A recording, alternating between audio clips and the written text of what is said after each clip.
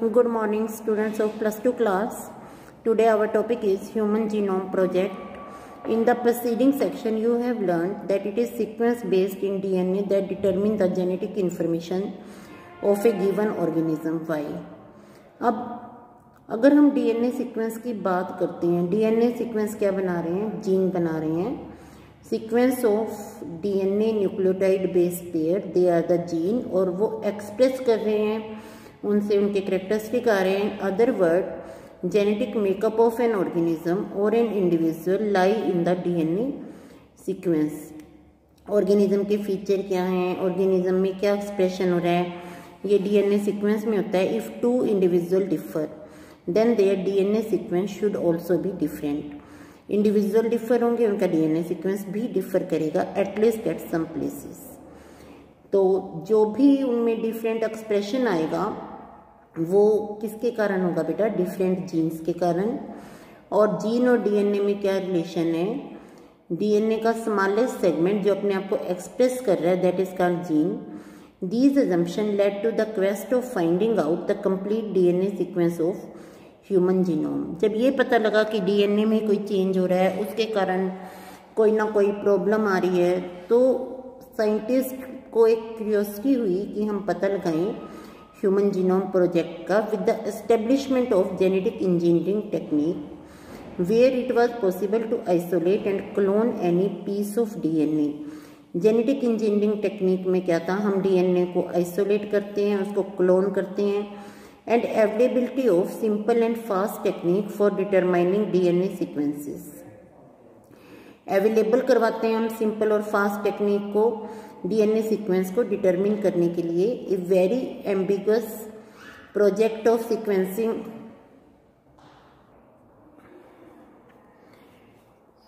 These assumptions led to the quest of finding out the complete DNA sequence of human genome with the establishment of genetic engineering techniques where it was possible to isolate and clone any piece of DNA. DNA के किसी भी piece को हमने अलग किया और उसको clone कर दिया. And availability of simple and fast technique for determining DNA sequence. DNA sequence determine करने की जो टेक्निक है, ये very ambiguous project of sequencing human genome was launched in year 1990 में प्रोजेक्ट को लॉन्च किया गया. अब ह्यूमन जीनोम प्रोजेक्ट है क्या? ह्यूमन जीनोम प्रोजेक्ट है बेटा जिसमें हमें ये पता लग जाए कि किस क्रोमोसोम पे कौन से जीन हैं और कितना प्लेस वो ऑक्यूपाई कर रही हैं और वो किस करेक्टर को एक्सप्रेस करती हैं. Human genome project was called the mega project. You can imagine the magnitude in requirement for the project if we simply define the aim of project. अब यहाँ से देखो, ये सारी डाटा आपको याद करने वाले हैं. Human genome is said to have approximately 3 × 10⁹ base pair, and if the cost of sequencing required is $3 per base pair, the estimated cost in the beginning, total estimated cost of the project would be approximately $9 billion.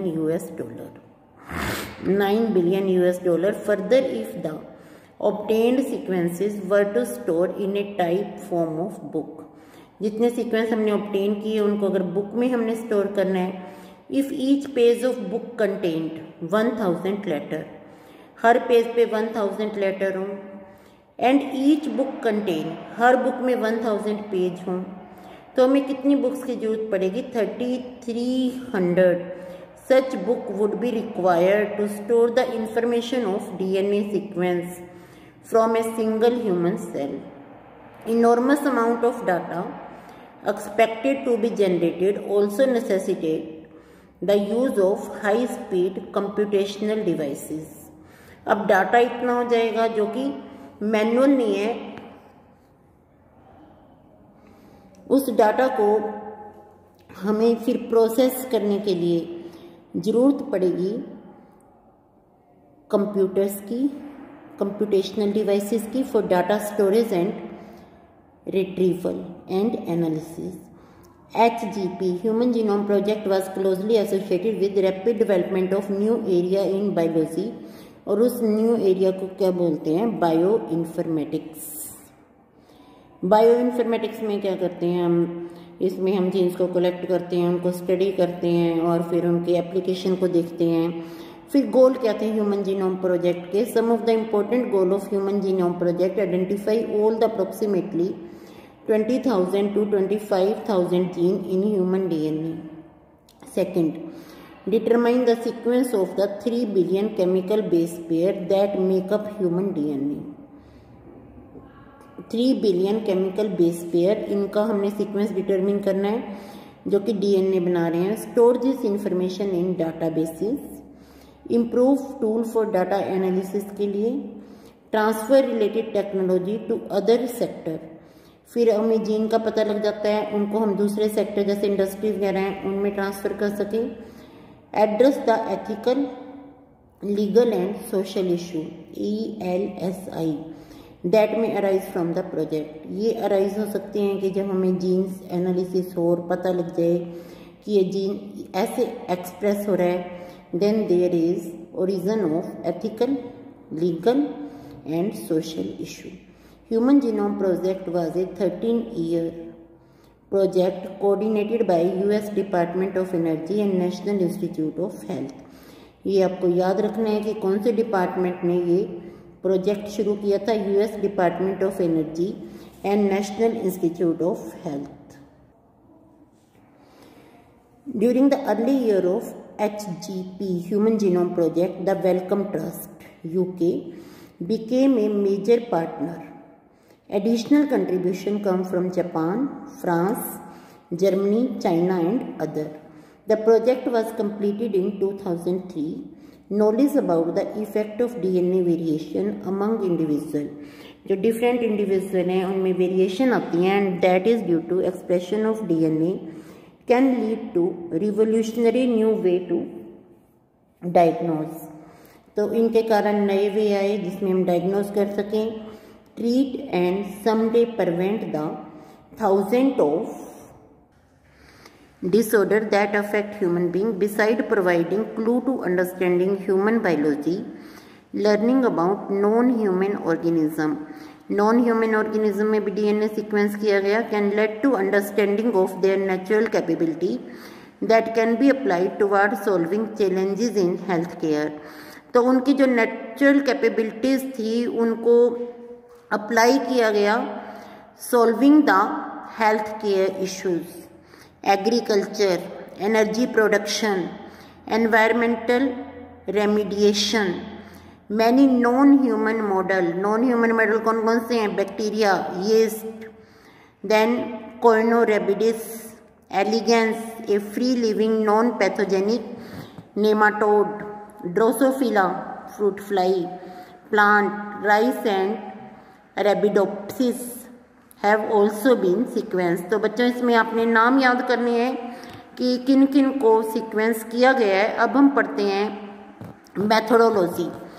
The method involved two major approach. One approach focused on identifying all the gene that is expressed as RNA. सभी gene को जो कि RNA की form में express होते हैं और इसको बोलते हैं express sequence tag EST.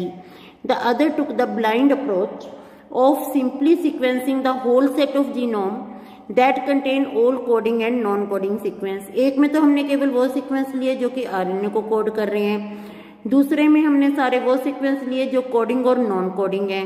And later assigning different region in sequence with function. और बाद में हमने उनको फिर सीक्वेंस असाइन किया, लेटर असाइनिंग डिफरेंट रीजन इन सीक्वेंस. उनको डिफरेंट रीजन असाइन किए सीक्वेंस में विद द फंक्शन. इसको बोलते हैं सीक्वेंस एनोटेशन. दोनों में आपको डिफरेंस समझ आया? अगर हम डीएनए की बात करें तो हमारे डीएनए में बहुत सारा सीक्वेंस ऐसा है जो कि नॉन कोडिंग है. तो पहली वाले में हमने एक्सप्रेस सीक्वेंस टैग में केवल वो सीक्वेंस लिया जो कि कोडिंग है और दूसरे में हमने दोनों लिया. For sequencing total DNA from the cell is isolate किया, converted into random fragment. Random fragment छोटे छोटे टुकड़े बनाए ऑफ रिलेटिवली स्मॉलर साइज. क्यों? क्योंकि डीएनए जो है बहुत लंबा है, आपको पता है इसकी जो लेंथ है 2.2 मीटर है. And there are technical limitation in sequencing any very long piece of DNA. Technical limitations हैं कि हम डीएनए को सीक्वेंस नहीं कर सकते. And cloned in suitable host using specialised vector. Cloning resulted into जब हमने इसकी क्लोनिंग की, डीएनए का एक पीस लिया, उसके मल्टीपल पीसेस बनाए, उसको डीएनए क्लोनिंग बोला, उससे एम्प्लीफिकेशन आई of each piece of DNA fragment. DNA के हर पीस की हमने क्लोनिंग की so that it subsequently could be sequence with ease. Cloning से एम्प्लीफिकेशन आई। एम्प्लीफिकेशन, जब कोई डाटा बहुत छोटा होता है तो हम उसकी ज़्यादा रीडिंग लेते हैं ताकि हमें जो कंक्लूजन है, हमारा कंक्लूजन एक्यूरेट हो। तो यहाँ क्लोनिंग से एम्प्लीफिकेशन हुई so that it subsequently could be sequenced with ease. Commonly used host are bacteria and yeast and the vector को बोला BAC, bacterial artificial chromosome YAC, yeast artificial chromosome. हम बात करेंगे, अगर हमने जीन को बैक्टीरिया में डालना है तो BAC लेंगे, अगर हमने उसको यूकैरियोट में डालना है तो यीस्ट लेंगे। अब फ्रेगमेंट को सीक्वेंस कैसे किया, आप ये देखें, जैसे ये लिखा हुआ है ATCGG CCT, फिर AG, यहाँ तक लिख दिया GC, फिर यहाँ GGG CCTA GCC। टुकड़े करने पे क्या पता लगता है बेटा? टुकड़े करने पे ये पता लगता है कि कौन सा फ्रेगमेंट किसका है। ओवरलैपिंग से क्या मतलब है? सपोज मैं यहाँ एक और लिख देती हूँ, मैं यहाँ एक डीएनए बनाती हूँ जिसमें शुरू में है CCTGAA,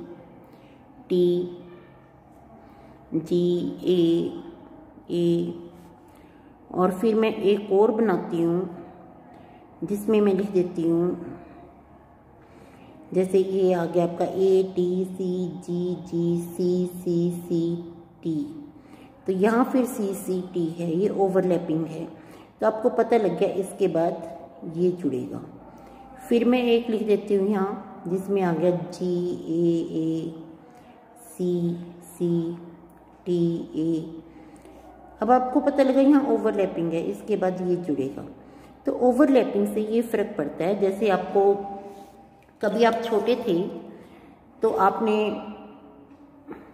ब्लॉक्स जोड़े होंगे, गत्ते के भी ब्लॉक्स आते थे कि गत्ते में सपोज एक साइड इंडिया का मैप है और दूसरी साइड लॉयन की फोटो है, उनके टुकड़े हो जाते थे, छोटे छोटे पीसेस हो जाते थे, और उसके बाद आपने इंडिया का मैप बनाना है। मैप बनाना छोटे बच्चे के लिए मुश्किल होता है, पर लॉयन की फोटो आपको पता है टेल कहाँ लगेगी, टेल का कौन सा हिस्सा कटा हुआ है और कौन से हिस्से के साथ जुड़ेगा। ऐसे ही आपको उसकी लेग्स का पता है, माउथ का पता है, सब चीज़ों का पता है। तो उस हिस्से से हम क्या करते थे, हम लॉयन को जोड़ देते थे, तो उधर से इंडिया का मैप भी जुड़ जाता था। सेम यहाँ पर क्या है, डीएनए में ओवरलैपिंग टेक्निक है। ओवरलैपिंग टेक्निक से डिफरेंट डीएनए के पार्ट्स जुड़ जाएंगे। Fragments were sequenced using automatic DNA sequencer. Automatic DNA sequencer DNA को जोड़ने में हेल्प कर रहा है।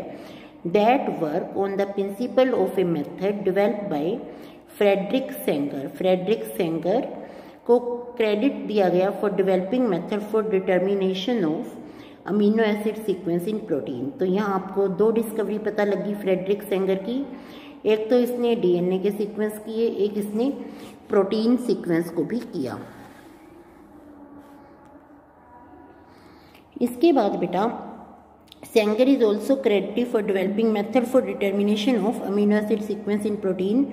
These sequences were then arranged based on some overlapping region present in them. Overlapping region मैंने आपको करवाया है। This required generation of overlapping fragment for sequencing. Overlapping fragment generate हुए, alignment of these sequences were humanly not possible. क्योंकि ये बहुत मुश्किल काम था, इसलिए कंप्यूटर की जरूरत पड़ी। Therefore specialized computer based program were developed. These sequences were subsequently annotated. Annotate किया गया, इन्हें देखा गया, and were assign to each chromosome. और क्रोमोसोम को क्यों दिए गए? क्योंकि उसी में से ये डीएनए सीक्वेंस निकाले थे। Sequence of chromosome 1 was completed only in May 2006। जो क्रोमोसोम 1 था, क्रोमोसोम 1 लास्ट क्रोमोसोम था जिसकी सीक्वेंस सबसे लास्ट में हुई। Out of 24 human chromosome, 22 autosome and XY।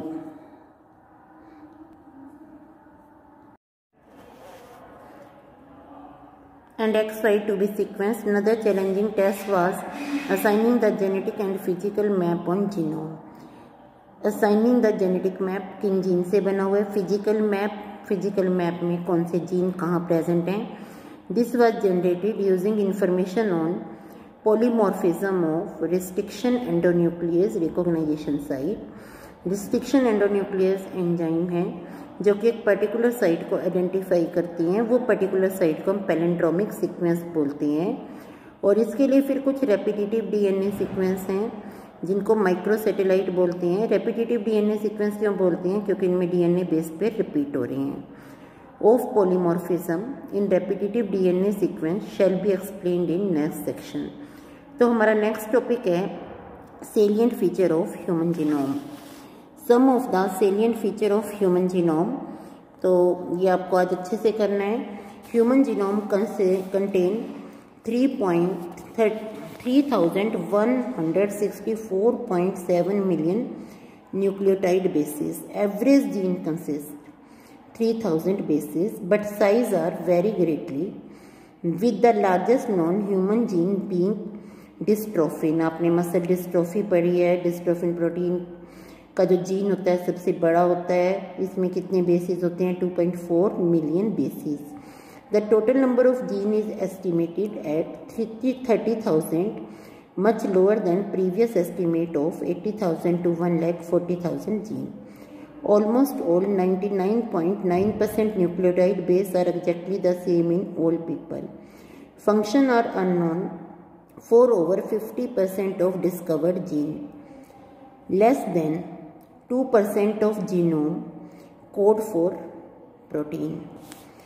Repeated sequence make up very large portion of human genome. Repeated sequence जिसको हम repetitious DNA बोलते हैं वो किस में काम आता है बेटा? डीएनए फिंगरप्रिंटिंग में काम आता है. Repetitive sequence are stretches of DNA sequence that are repeated many times. Suppose मैं कहती हूँ कि एक ह्यूमन बीइंग है, उसमें जो डीएनए रिपीट कर रहा है that is CCGA, CCGA, CCGA, CCGA, ये 400 टाइम रिपीट कर गया.